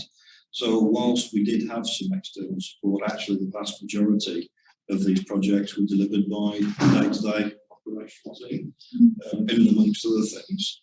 The other thing to touch on is with the money comes quite a significant administrative burden as well. So there's lots of reports that have got to be submitted back to the funding agency, most of which are different and quite often will change from one period to another. So yeah, that was all right. Yeah, and very, very, I suppose, heavily requiring a lot of information around social aspects as well. And there's some of the pictorial. We did a bit of a collage in terms of some of the projects. So Cron Street there, on your left, Old Christchurch Road, Butler's landfill. You can see the new cell on the bottom there. And obviously Jackson Bay Wharf. We are intending to take the new council on an induction road trip to show them the assets that we do have as council. Tourism Infrastructure Fund, this is one of our most successful funds, $2.4 million in the last 3 years.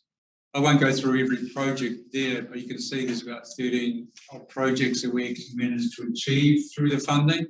Some of those projects are still in play, but been very successful in actually attracting funding. We have got we will be writing for a new application for Freedom Camping Startup, which is now available for funding. Just some pictorial photos. The new Casquare toilets is there up there in the top left. We still obviously have the seawall accessway, and we're discussing that with Regional Council next week. And toilets there at Paringa. So there's quite a lot of activity and all our toilets on the West Coast have been supplied or subsidised by Tourism Infrastructure Fund. West Coast Wilderness Trail, Major Great Rides Fund, just under $1.2 million from them. This is once again a fund that is only available for the 23 major great rides in New Zealand. We're the only ones in New Zealand that have actually developed a 20-year program of work as an asset management plan. Obviously, the new council will need to revisit that in terms of its aspirations, but a lot of the funding will be subsidised by the Major Great Rides Fund if we go ahead with that program of work. Probably the big success factor here was the Lake Canary Stage 1. That was quite a big project and took a while, but we managed to get across the line the other day. We do get reinstated for any flood damage, 100%. So anytime we had 2 events in the last 3 years, March floods in 19 and July 21. The March ones are about $100,000 worth of damage. And that work is undertaken by Destination Western on our behalf. And some of the pieces of work, the one on the top left is the Canaries Stage 1 project. That's the only one of its type and on a Major Great Rides, which is a cross and back through and underneath. that solved a major issue in terms of getting down a very steep gorge. And the new shelter down below is a new shelter out of Milltown, just down from Cowboys Paradise. It also has toilets beside it. This is where the business operators drop clients off and pick them up from there now, and there's toilets involved with that as well.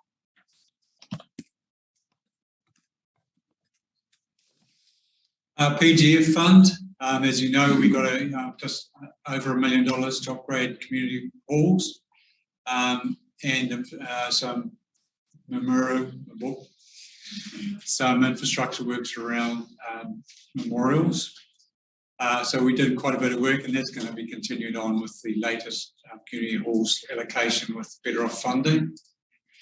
And Carnegie, you want to give an update on Carnegie? I was going to say Carnegie is now in its closing stages, so we're expecting the property to be handed back over the next 7 or 8 weeks. There's just some final stages around internal plastering that have been due to be resolved, and then we'll be moving on to the next stage, which is fit out. So we'll be having some meetings over the next couple of weeks to look at how we take that forwards. Yeah, once again, just to reiterate what our project managers said, Carnegie Building is the safest place on the West Coast now. You saw how much steel work's gone into that building. There's an earthquake run inside there. And some of the community halls that we've actually invested money in. So there's a lot of work still to do in this space, as you probably realise. Three Waters reform, another $6.9 million. Once again, this was part of a stimulus funding to entice councils into the discussion. We did it slightly different from a lot of other councils. We spread the love across the whole district. That required 43 projects across the whole district.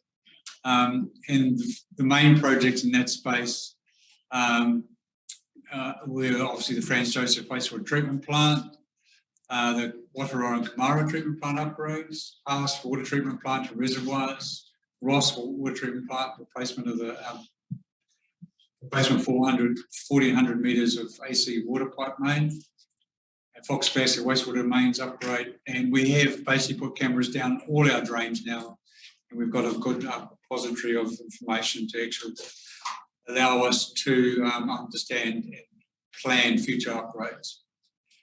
What we're doing with the Three Waters reform project, so there's a entity set up with a National Transition Unit. Patrina is working alongside them in terms of creating the new asset management plan for the next 10 years for council, which will then be adopted into the new entity's asset management plans going forward. We have fantastic staff here in the Three Waters space. Martin and Patrina, and with your support and supervision, invaluable. We are way ahead of other districts in terms of the work we've done, and I think the transition between now and the future will be a lot smoother for the work that they're doing. Some of the new photos of the projects that have been completed. Yeah, the Franz Joseph one is obviously a very good asset. It's got another 12 years in terms of its consenting life. It's something the new council will have to consider in terms of whether it's going to have to be relocated to future state based on natural assets. But it's really overscoped now with the fall off of tourism. We've only got obviously the locals there that actually impact on it. So there's plenty of upside in terms of capacity. Other projects still in progress. Obviously we have the racecourse future developments for this property, and we have a report confidential on that today. Just to highlight that the RSL group in Sports Canterbury is still finalising their report in terms of the organisations and that are involved with recreation within Hokitika. Paki Waitara building, the future requirements for that. Council building, obviously we know the earthquake strengthening challenges with this building. We have the Carnegie Museum fit out, Museum Archives, future requirements. The Emergency Operating Centre, the budget that sits alongside that, and We are targeting the airport for that location of that facility. And we have Hokitika stage 2 and 3. So a lot of work, a lot of big chunky projects. I must say, the only thing I would add to that is the ongoing work on the Hokitika wastewater treatment plant. Yes, the biggest project of all is our wastewater treatment plant. And Stantec are very close to defining the best location and the best design. So we'll expect that we'll have a meeting early November with the new council, wherever those representatives are, to progress that project. Thank you, Scott.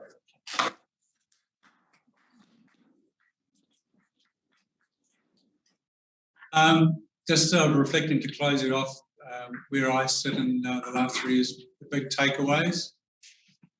Just want to highlight the strong working relationship I've had with His Worship over the last 3 years, and obviously David in the acting position. How the impact of COVID-19 affected the staff and the way we operated, and really pleasing in terms of how we actually managed to continue core services. A lot of kudos needs to go back to the IT team and the RESIS team for enabling that to happen. We have major challenges, as it's been alluded to, finding skilled technical staff, particularly in the planning and the BCA space. As already alluded to, that is a very tight market and actually getting tighter. I came off a conference meeting the other day with LG&Z regarding the RMA reform, and they're looking to suck up a whole lot of additional people, planners particularly, into a centralised body to lead that program of work. So there's going to be a major dynamic that the new council will be facing. We have a strong executive team that is working very well. The workload is not easy. In fact, I think next 3 years it's going to ramp up. Next year will be interesting in the political space with the regulatory changes that are coming out of Wellington and how fast they will want them to be completed before election processes kick in there. We do have a culture of continuous improvement, and the Leslies have highlighted the work that they do in their space, but every time we do a project or we do a business process, we are challenging ourselves, is this the right way to do it, and see what we can do it better. It was great to see the projects that came through from the communities around resilience. We have done some great work in the last 3 years regarding making the district more resilient. There's a lot of work still to be done, but the foundation is getting set quite nicely. We have, through the Civil Defence Group, done a full review of civil defence on the West Coast, and there was 40 recommendations that came out of that review, and pretty well all of them have been completed, other than filling the structure gaps that are still remaining.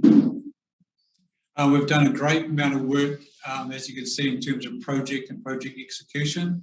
Once again, kudos goes back to Earl and his team, Louise Stando and her team, and obviously the transportation team about getting all those projects across the line. And once again, it's a record number of projects that have been completed in 1 year. We need to do better, and this is more to do with the community engagement space. We have failed several times in the last 3 years about not bringing the community along the ride, or the organisations along for the ride, and that's a big focus of mine for the next Triennium. Councillors and governance. I suppose the induction program for council was significantly enhanced last time. We'll also take learnings from what we did last time for the next Triennium as well, but we did invest heavily in the induction program for new councillors and existing councillors that didn't know the rules. Bruce? Familiarisation of council assets as part of that induction process was a bit of a road trip to introduce those assets that are on the ground. So councils, when they talk about reports in the council chambers, can understand where those assets are and what they look like. We've gone digital with Microsoft Teams, Zoom meetings, live streaming, minutes, and record keeping. So a long way advanced in terms of So Diane's last 36 years prior to this Triennium. We have a dedicated committee support. Susie's here now, and obviously previous to her we had Megan. So this makes the life of committees a lot more streamlined and getting reports ready and getting the functions ready of council. It makes it very more professional. In my mind, we've lifted the quality of reporting, level of information. As you can see, the amount of reports that have come to council are quite considerable, and they are getting better and better. There's a bit of work we need to do around providing full-blown business cases. That comes at quite a bit of an investment, but I think when we talk about some of those big projects going forward, they need to be spent up front to give councils a clear projected output. I congratulate council on appointing an independent chair for audit and risk, best practice. Once again, just applauding Rachel. I think she did a fantastic job in that space. And I would recommend the new council carry that tenure. It's up to them, but she's done a great piece of work. We have met all our statutory reporting requirements. There's been a considerable investment in fraud training, risk training offered and delivered. We would like to highlight that risk audit training will be mandatory for new council because it is such an important topic as part of the induction process. We've set 2 new subcommittees of council, one being the wastewater treatment plant, which is a co-governance arrangement with iwi. And obviously we've formalised the Wilderness Trail Governance Group. That to me has been the missing link for quite some time for the Wilderness Trail.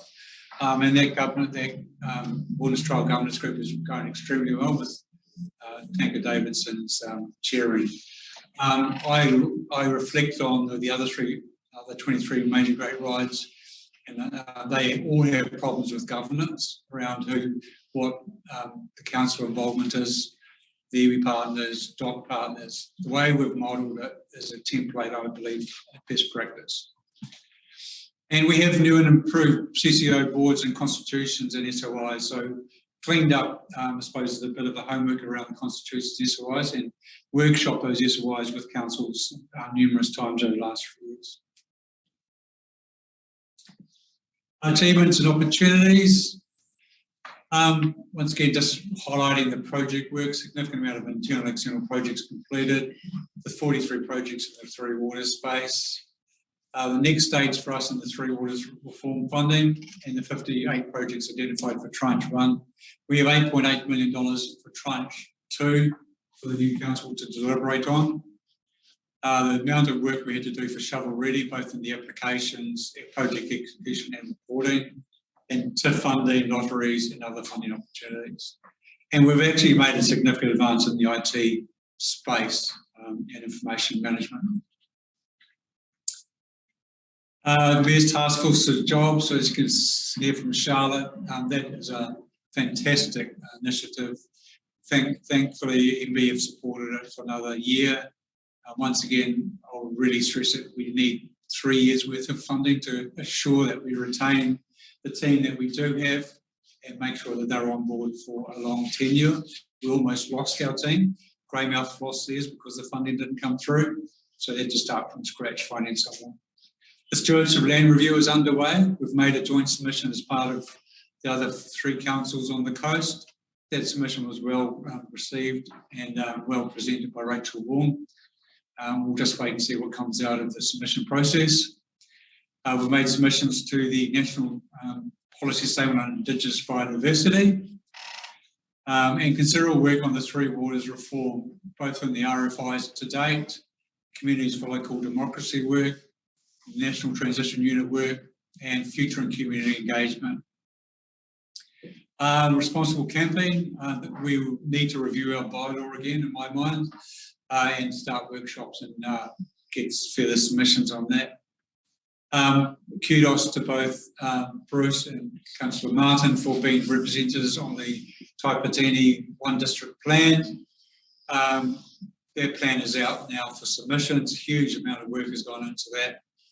And the submissions will go to hearings in the near future, and we'll be looking to appoint a commissioner for Westland as part of the hearing committee shortly. And I alluded to the Westland Civil Defence Review. So we've done a lot of additional work on top of council work. What I'd see is future focus, the bedding and inducting of new council, challenges with external regulatory changes. The big one that hasn't really touched anyone yet is the local government reform. It is going to have a significant change to the way the councils operate. I'm not sure how it's going to impact the next 3 years, but definitely be one of the big agenda items we'll be talking to. The Three Waters Reform National Transition Unit, so July 2024 is the handover date of all our, not handing over, that's all our assets apparently, but the control of Three Waters will be transferred to the new entity for South Island. The Better Off funding projects, both executing Tranche 1 but also aligning what Tranche 2 will look like. Long-term plans, the new council's future aspirations in this space. Increased focus on community engagement, and that I've already alluded to that. That's going to be a significant piece of work for my staff and my team. Building a close relationship with other councils. There's been quite a lot of flux in the last 3 years, and I reflect on the previous 3 years prior to that. It was actually a lot closer. We need to rebuild that. Improvements in local resilience, and there's a lot of work we have to do there. And for my team, developing a high-performing team. So we're a good team now, but I want to take it to another level. A final slide, and just a thank you. First of all, a big thank from me for the staff. We've had a very challenging 3 years with a number of distractions, external influences. The fact that we're here now and we've done so much in the last 3 years, just it's kudos to all of them and everyone involved. I would like to take this opportunity to thank His Worship and councillors for the commitment and teamwork we've had over the last 3 years. I've seen the team actually gather and work well together. I want to thank David Carruthers, who stood up in the Mayor's absence. I believe that the council worked very hard through a stream of reports, council meetings, committee meetings, workshops and one-on-ones. And a final thank you to Mayor Bruce for his support over the last 5 years. I've learned a lot from you, and I hope you enjoy hope your journey to recovery is a short one. So thank you, councillors, and your worship.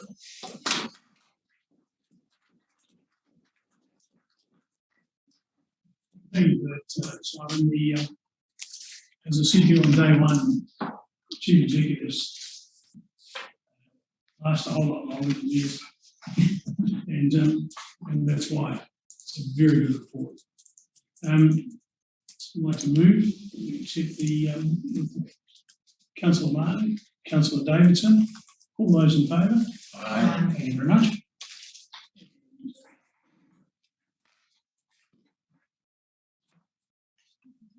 So, presentation of gifts to retiring elected members. Councillors Hart, Cogan, Hartshall. And we're going to get them a car each. A long while. There was some disagreement there, not from around the council table, but externally. So we'll be over there, and I think if the councillors can come up, get around Brits, is that right? Would you like your walk, Bruce? If you see it right. Oh, is that what we're doing?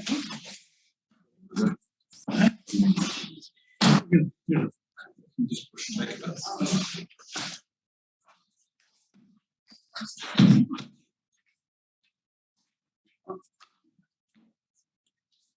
That's good. That's good. You always look after me, mate. You and George.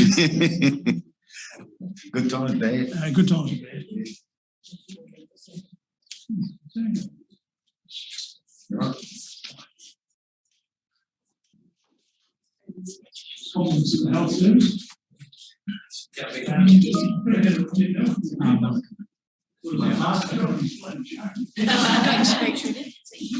Presentations at this time. Let's come around here, councillors.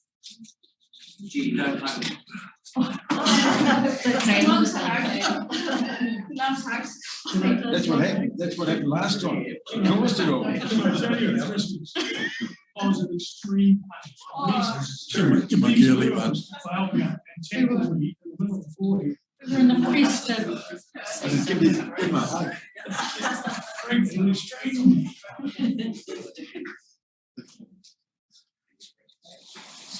What is that, mate? Girly one,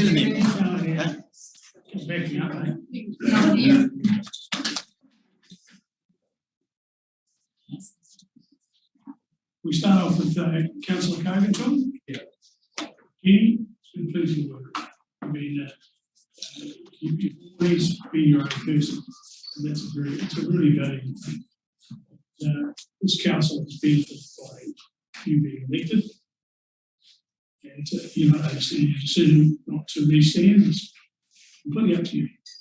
But well done. I can only say it's been an absolute pleasure. Apart from Christmas.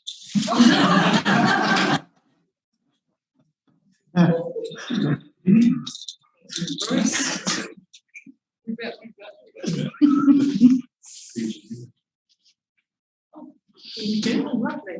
Oh, thank you. You say.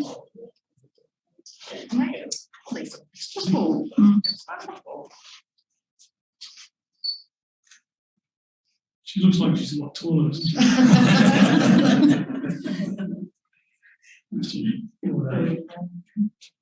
Oh, afterwards.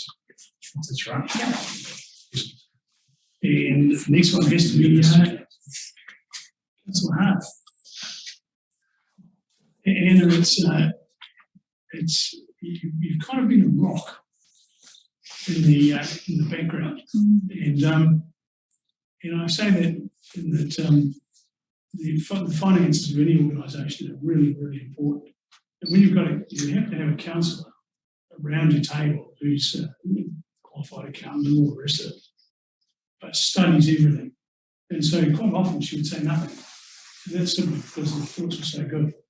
But when she did say something, we all listened. So your contribution has been incredibly valuable. Now, I can't believe you just sat for me. We have got some candidates, which is great. But congratulations, it's absolutely well done. So you got a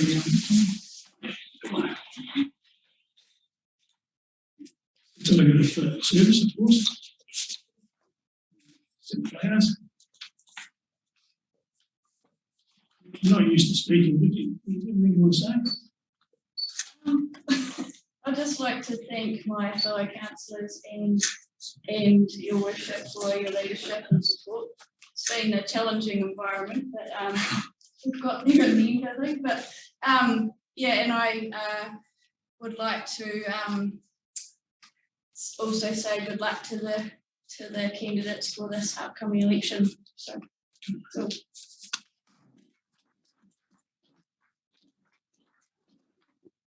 And Councillor Harsham. Councillor Harsham over the last several years has become a person that if I wanted to kick something around in relation to anything to do with the digging a hole, sealing the road, just being able to bounce things off. And every time I dial his phone, he answers it. And he's been great confidence, and Ian, I want to really thank you for that. It's been fantastic, and you'll be missed on council. You really will. But, you've got a certificate for you, which thank you. We know you're alone. What's in the box? Flowers. Like flowers. Absolute pleasure for being on council with you. Yeah, it's, and what Bruce has said is true, and to me, there's no one that's done as much for these services for us. So, yeah. This is about you.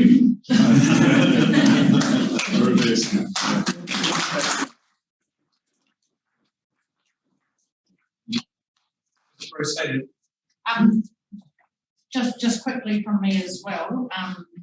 Yes, no, it's been a very interesting journey over the last 3 years. There's been a tremendous amount of regulation and legislation to have to learn when you're in the field and you put your hand up as a councillor.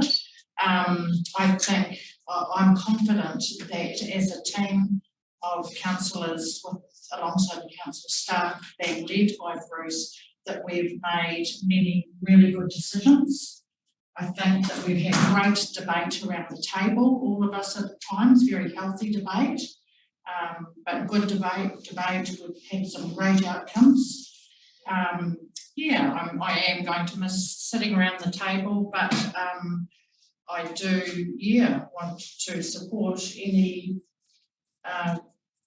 councillors and mayor, people being landed forward for mayor. I wish you all the very, very best. I'm sure that going into it like we all did, there's a lot of things that we want to do and try to change. But you certainly find out once you're in there that you're also governed by a lot of stuff that you have no control over. Yeah, that's me. Yeah.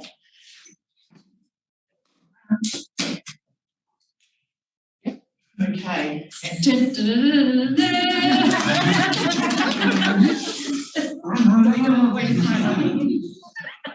Wait, no, we could race. Should we not have a colour? Yes, Councillor Hart, should we do the big? Oh, no. Maybe not as big this time. We did debate about this last night, about what we were going to write, and giving this presentation, being honoured to give this presentation today. But do you know what? Nothing needs to go down on paper because it's very easy to speak about our mayor and the role you did for the last 6 years, Bruce. We can only speak on behalf of ourselves in the last 3 years, but you have been absolutely extraordinary. Your leadership, your mentoring, your advice, the stability you created around the table for us as a team, I cannot speak highly enough. You led and supported us extremely well. And what I think we loved about you, well, I know personally I loved about you the most, Bruce, is that you got in when you set your mind to something and you made shit happen. There's no other way of referring to that other than, you know, the information you constantly provided and the communication you provided out to the community was extraordinary. We've had tremendous feedback around that. You know, the constituents that at times we had to deal with that could have some really sticky issues going on for them. I know that we could always pick that phone up and come and chat with you, and you will always support us and give us the best advice that you could. You're a true leader, Bruce.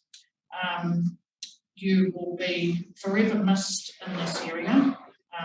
We're going to be sad to see you and Jen head away up to Nelson, and we do wish you all the very best with that next journey.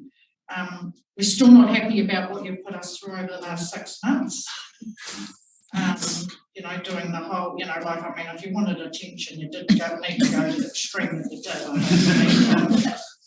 We forgive you for that.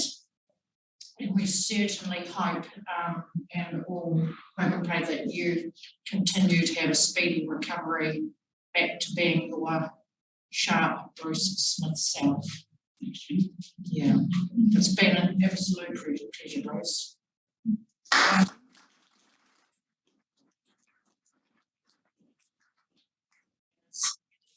Yeah. You just said it all. Okay. Yeah. Now can we hug? Can we hug? Group hug. Settle. Oh, Really?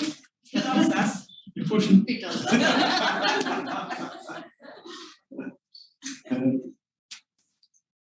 What a pain, Bruce. Mentally and physically. Thanks to you, it's much appreciated. And look, all I can say is that I couldn't have done any of it without Jenny. And, you know, in fact, say, Yeah, Jean, come on. Yeah.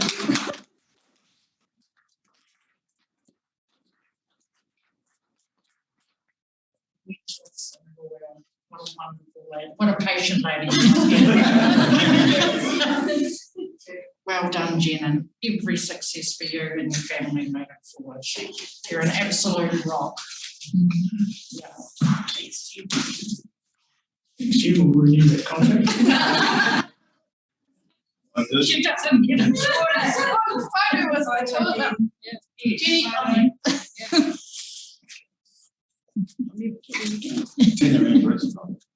Oh, sorry. I remain the only mayor in the last 6 years that's been turned back twice from Billy Gates. 3 times. 3 times.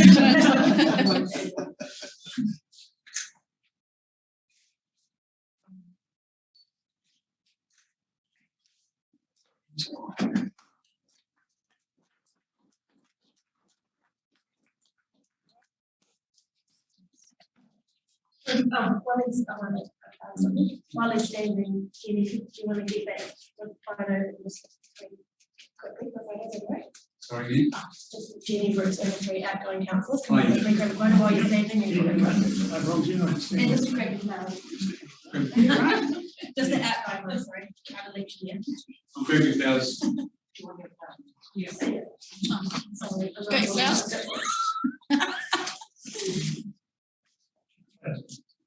Gregory Flowers again. Hey, Gregory Flowers I'm again. looking forward. You've got lots to say.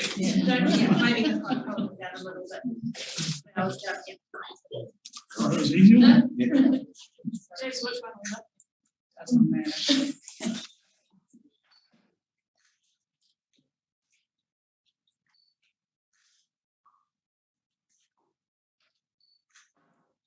Let's get one of these.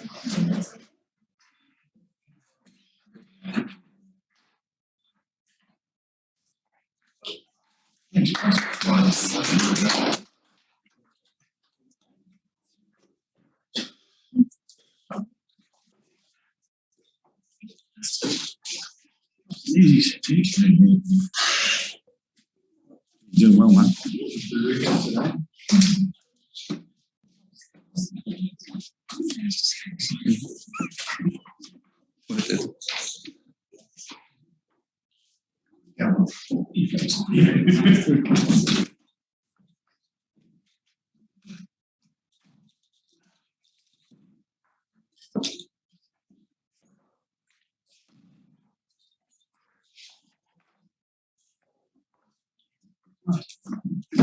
Okay, thank you very much for that. It was very moving, and I have to say that I've enjoyed every part of what he's done.